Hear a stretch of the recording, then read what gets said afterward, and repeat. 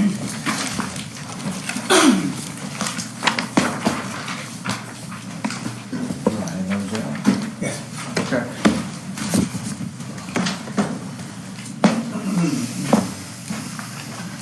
Thanks, Sheriff.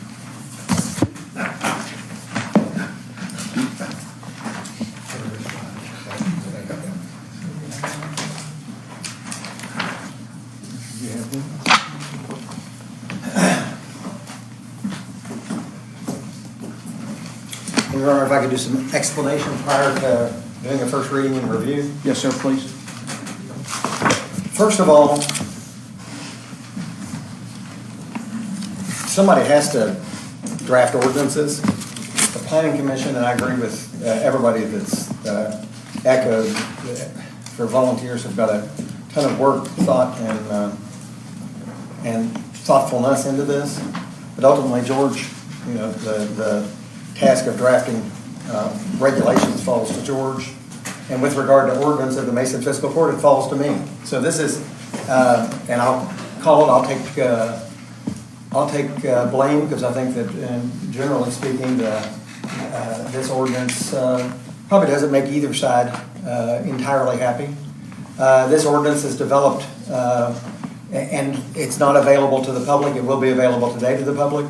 And the reason it's not available is because it was completed last night. I worked Saturday and Sunday with the judge's input on various matters. So this would represent, Your Honor, my recommendations and your recommendations for an ordinance which would largely adopt but modify the recommended regulations of the Planning Commission.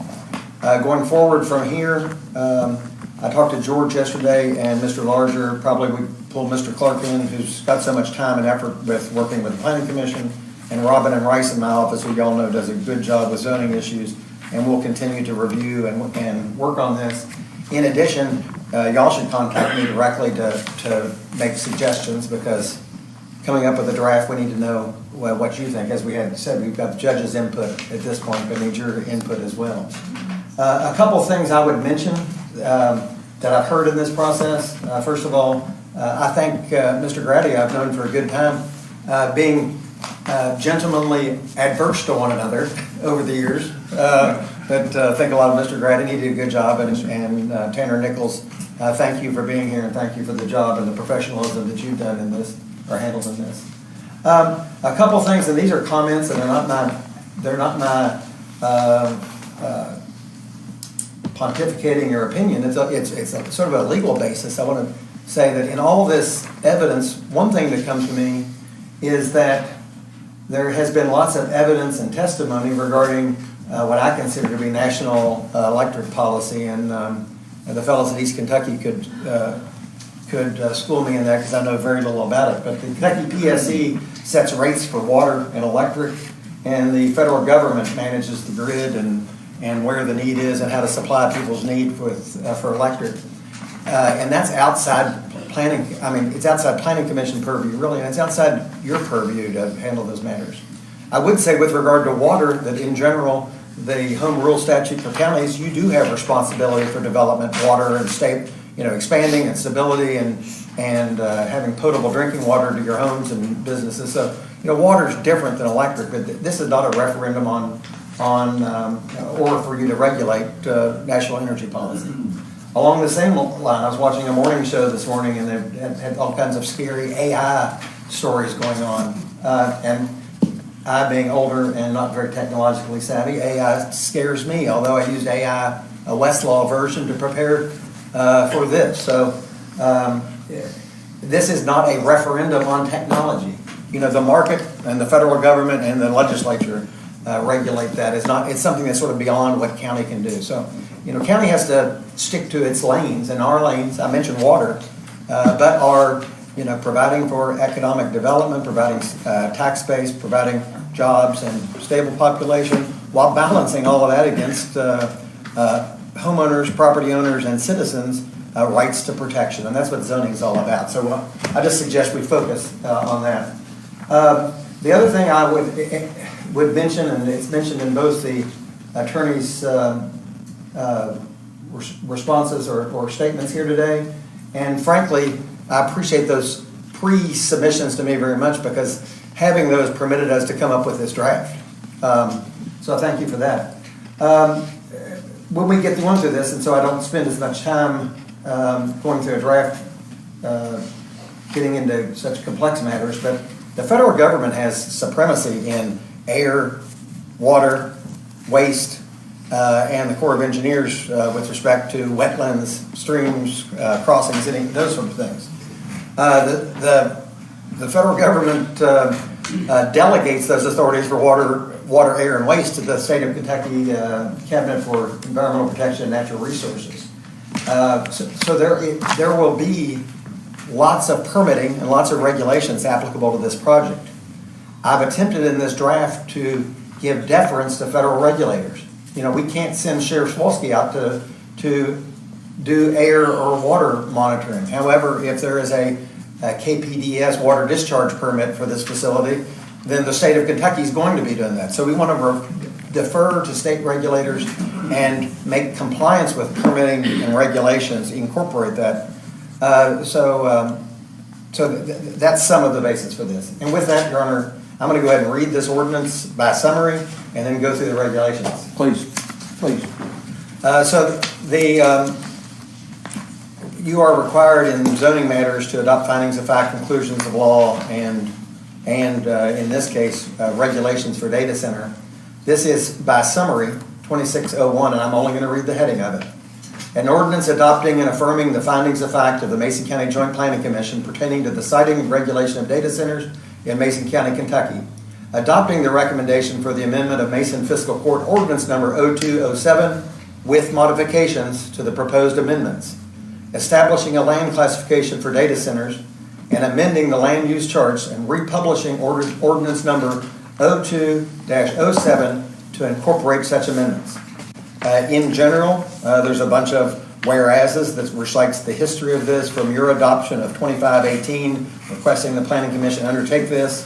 The public hearings, the meetings of the Planning Commission are set forth, discusses and recites and says that you share in the goals of the Planning Commission. The Planning Commission recited that their purpose was in the siting, development, construction of potential data center in a predictable manner that promotes and protects the safety, health, and welfare of the community and balances the benefits of economic development, increased tax revenue for local government, and the school system, and job creation with protection of agriculture, existing residential uses, existing built environment, and historic, natural, or other sensitive areas.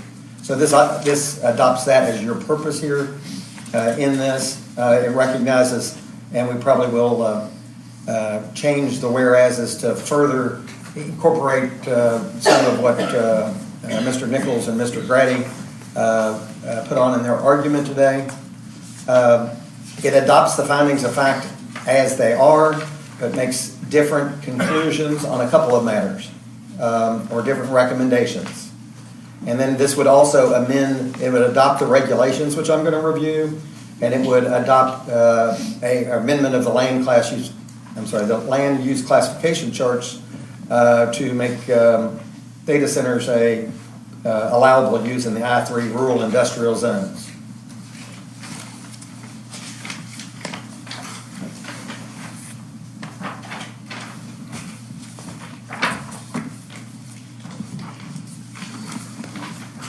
And reviewing those actual, and let me mention this. I said available. I'll make sure that I've run copies for council, and so you can take those with you.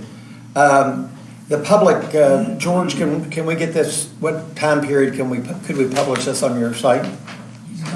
Oh, okay. Well, You can have it up there in a second. okay.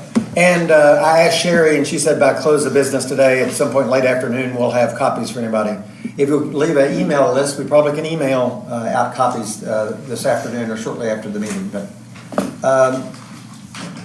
there's a number of adoptions of what Mr. Nichols reviewed and provided in his red line, particularly in the early parts of this, including, for instance, in the definitions, data center principal structure includes the cooling tower. We adopted that.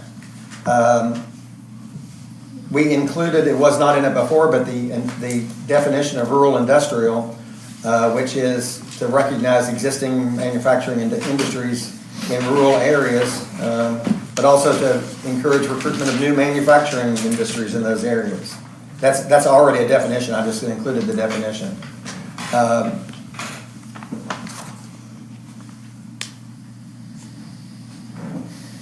Again, the permitted use is only changes that data centers are permitted in the I-3, and that's 417.2. Obviously, map amendments, and that I would predict that's where more information about this project will come out, more information about economic benefits of the project in the map amendment. So this only creates I-3, and the I-3 lane's pretty limited, and my recollection is that Carmoose or East Kentucky and International Paper owns all the I-3 land in Mason County, or nearly all of it. So it would require a map amendment, which would be a separate proceeding. The setbacks at 417.3, after considering public request at the meetings, reading Mr. Grady's letter, Judge McNeil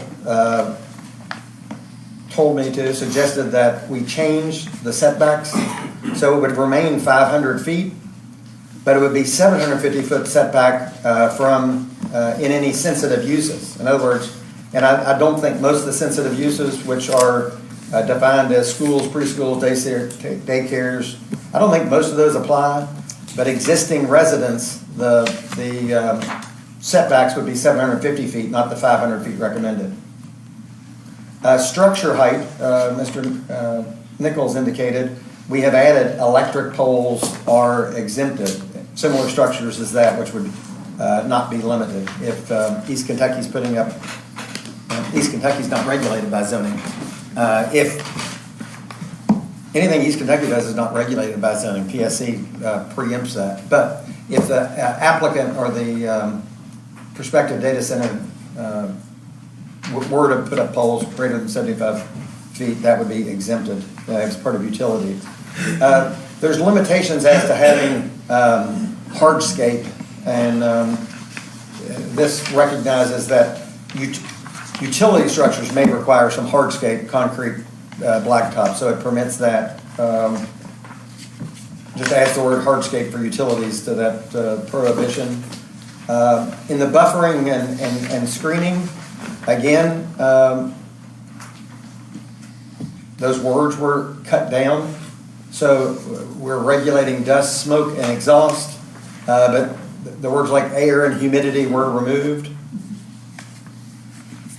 The existing use of existing vegetation makes perfectly good sense to me. I never thought of that, but you don't want to bulldoze out long-standing trees and native grasses so they can be incorporated in to put a modern buffering vegetation in. So that was added. Which you already have. It's already added. The noise limitations remain exactly like they are. Construction activities are excluded, however, which is typical. I mean, you couldn't keep the noise requirements at the landfill that you operate. We are regulated by state government on dust at our landfill, and you run a water truck full time. So I think it's consistent with that for that or any other construction site. There'll be regulation of it, but these noise ordinances won't apply. I did leave in the sections. I didn't agree with Mr. Nichols and the pre and post noise analysis we have left in here. Basically, what we've tried to do is adopt the practical portions of this where their definitions may make more sense because they have a specialty here that the Planning Commission didn't, but leave in any public protections. In other words, not accept the prospect recommendation and the public protections be. So we've hunkered down on the public protections, but cleaned up language where it may be more practical. We've added the language with regard to generators. The generators only can be run for testing, and they can only be run in emergency outing and outages. And the outages, it will be the newest electrical system in our area, so I think you'd expect outages to be less than what I get in Mays Lake. Yeah. It's, it's close by to East Kentucky. It'll all be new, so it's not like a subdivision that has lines run all throughout the county and transformers to them. But I've added language that wasn't in there that said, the generators can't be used for economic reasons or convenience, that it has to be an actual emergency. And in response to Mr. Nichols and Jack Ammerman saying we can't comply, if there's a complete outage, if there's an emergency, we can't comply. I wanted to add something so that there's just not sort of a carte blanche, do what you want with your generators when there's times of emergency. So I've added this language.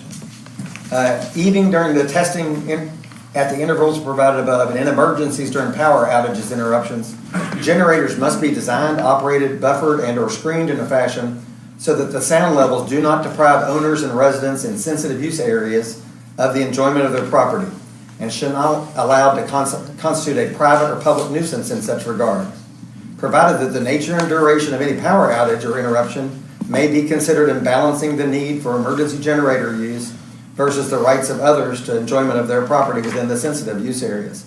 And I think that's trying to do exactly what Mr. Nichols said, is if the whole area's out, which means that not only is East Kentucky down, but other power sources that could be used, the redundancies are down, that likely I think there's going to be less objection about generators if everybody in the county is out of power. 100%. We want to ensure that while everybody else has power, that they're not running generators for some sort of convenience. So that's what these do, and they adopt nuisance rules so that you could have a weighing of, gosh, this is a real, there's a massive ice storm, there's a tornado, these are real emergencies versus something that could be convenient. So that's the language we've adopted, and everybody can review that and comment. We did remove the design standard that it said the buildings had to be, all accessory uses had to be at the rear and side, and there's going to be a site development plan approved and have to abide by setbacks, and again, we shouldn't be designing this thing. I don't know what that necessarily accomplished. So that was removed. Otherwise, the design standards stayed as they are. We did take out, there's a design standard that says minimize glare and reflection on adjacent properties and roadways, but we took out, it required textured glass, anti-glare coatings. Those are things that the developer should determine how to reduce glare, not as put in specific design. So that language was removed, but they still have to minimize glare and reflection.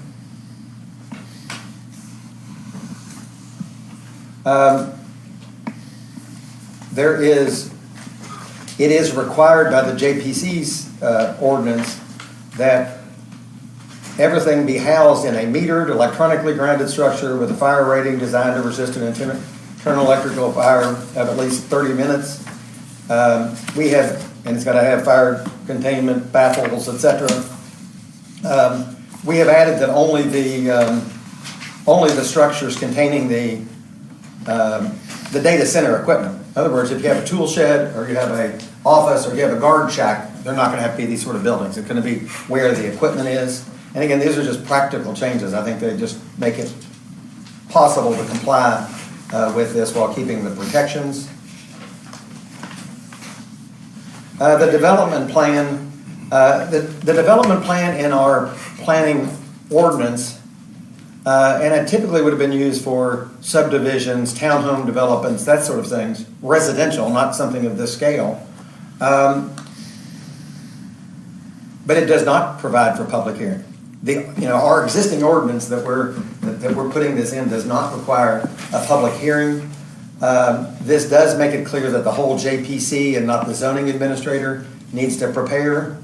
Mr. Grady says there should be public input. Well, there can be public input. It's just not required a full-blown hearing like what is required for this text amendment or the map amendment, which would require full-blown hearing. So there can be input, but it's not required to open up a set public hearing process.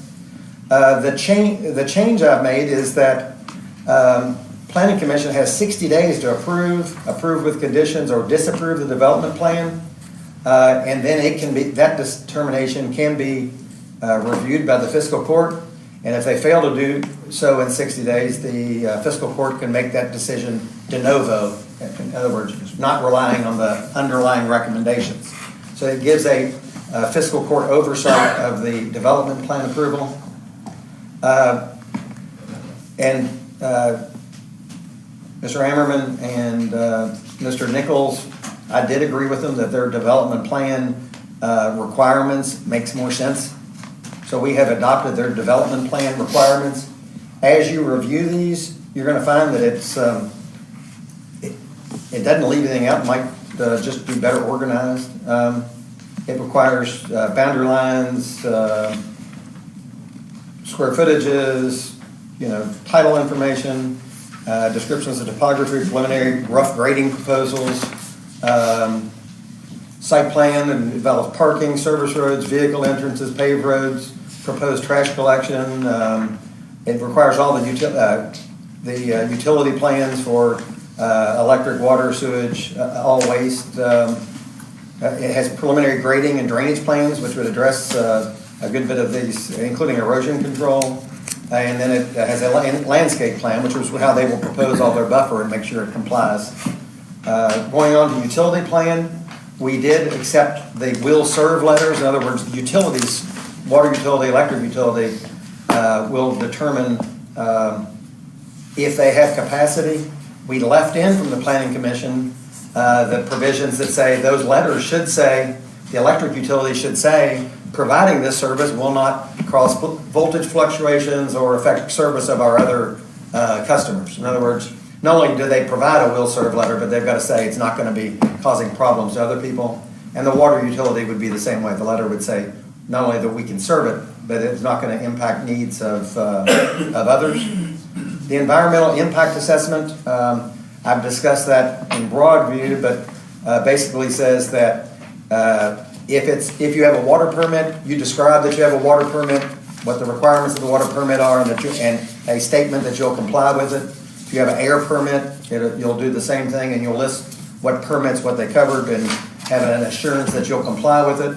If you don't have those permits, then you have to have a assessment of impacts for air and best management practices you'll adopt. You'll have to have water pollution impacts. You'll have to have discuss public nuisances, truck traffic and the like, and an erosion control plan if you don't have those permitted by a state or federal agency.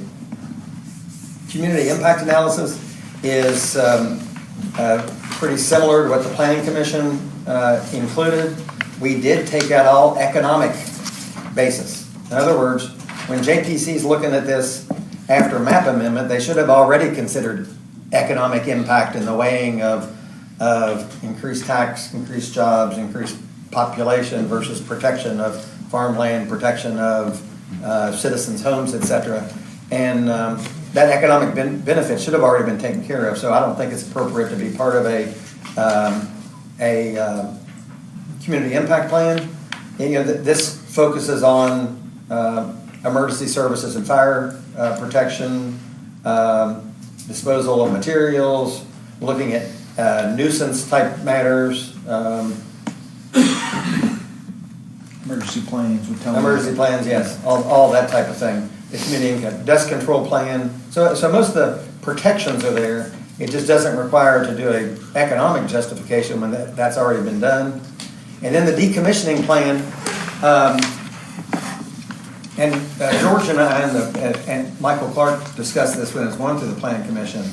I have some concerns about a decommissioning plan, but the decommissioning plan adopted looked at our experience with wind and solar energy, both of which take an agricultural use, put something there that has zero value when it leaves, and if they went away, you would have a field that can't be farmed, items there that may or may not be hazardous waste, contour changes. So there are real concerns about, in those areas, with having a decommissioning plan that involved bonds. Here we've adopted a decommissioning plan which is similar to what we've done in solid waste areas in our nuisance abatement ordinance. I think there's about 3 or 4 ordinances where we've done this. But basically, decommissioning is required if the site is abandoned or closed of any equipment or other personal property on the property. They're to provide a decommissioning plan, which is, what's the likely way, what's the life expectancy, what happens at end of life expectancy of equipment, does it get landfilled, sold, recycled? So there would be something of a statement that we could follow for a decommissioning plan. But if this project was abandoned, the fiscal court could give 120 days notice that they need to remove all equipment. If they don't do it, the fiscal court could, but not required to, enter the property, undertake decommissioning itself, and file a lien against the property sue them for damages and the cost if they want to, or just file a lien against the property, which we've collected to stand good for the decommissioning costs. So, basically you're not going to have a bond that's because you're going to have a very valuable piece of properties with very valuable improvements. The properties are going to be the bond, and the lien is going to be the way to secure it, as opposed to having a moving target of figuring out what this bond should be and how do they come up with it, and is their bond just a promise from a developer, or is their bond some sort of corporate surety who may or may not be there 30 years from now. So we see this as this property should stand good for the decommissioning, so we've created a lien procedure. The complaint, finally, really final, the complaint procedure is just simplified. The Planning Commission came up with a requirement that the data center owner would log all their own complaints and keep track of their own complaints, and then attempt to resolve, and then if they weren't resolved, they would come to the zoning official. We basically just cut that out, and if somebody has a complaint, they go to George Larger for it, and if it's not resolved after 60 days, we left this in there from the Planning Commission, that it goes to arbitration. Arbitration is binding, unlike mediations, which we use a lot, and I would differ, or just sort of say my opinion, as opposed to Mr. Grady's, that it's a $500 penalty. If somebody wanted to file a circuit court action for nuisance against their data center neighbor, the filing fees are nearly $500, not imagining what an attorney costs. This gives, at a pretty reasonable rate, you expect an arbitrator to be a $5,000 or $6,000 or $7,000 expense. It has the data center bearing that. So this $500 deposit is I guess they intended to do away with frivolous complaints, but would be a whole lot cheaper than filing suit. So we've left that in there. And that is ordinance number 26-1 with the Exhibit A, which are the regulations by summary.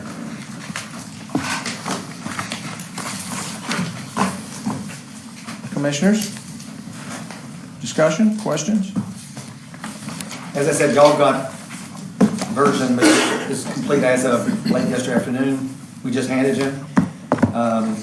It wasn't ready when I saw Commissioner McKay picking up the notebook yesterday. It wasn't ready, or I would have had it to you then till later yesterday. And the public will get it to you later. I'm sorry, Peggy.